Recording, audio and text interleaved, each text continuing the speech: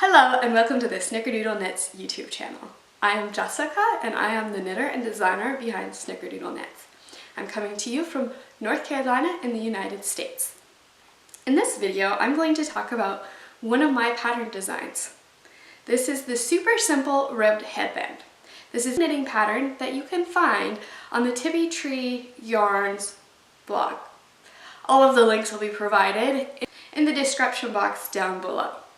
The other resource that I have available for this pattern is a blog post on the Snickerdoodle Knits blog that outlines a variety of color suggestions that I have for this pattern, as well as alternative yarn recommendations.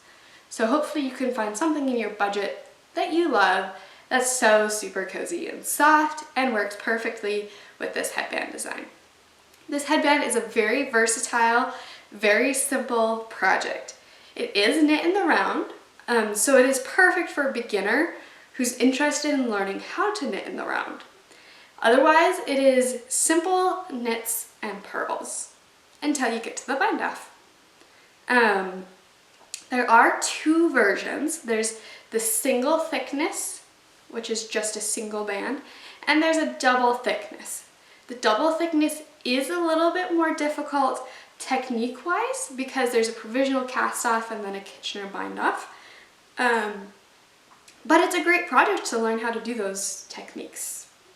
If you don't want to use the provisional cast on and the Kitchener stitch, you are more than welcome to just cast on like normal, bind off like normal, and then just seam the cast on and the bind off together, and you'd still have the same effect.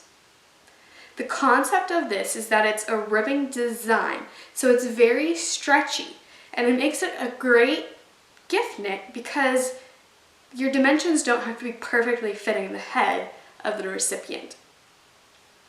This design is sized in a large variety of sizes. I have baby, toddler, child, tween, women, and men's sizes. So there's 6 sizes in total. If you're interested in what all the dimensions and all of that specific information is, you can find that on the pattern link. I'll link the Ravelry pattern in the description box. I have everything outlined on that pattern page, so that's where you can find the information like the circumference and the thickness and the width and the yarn requirements and everything for every size, single thickness and double thickness. All of that's available on Ravelry. So I'll go ahead and include some photos in here to show you just what it looks like when it's being worn.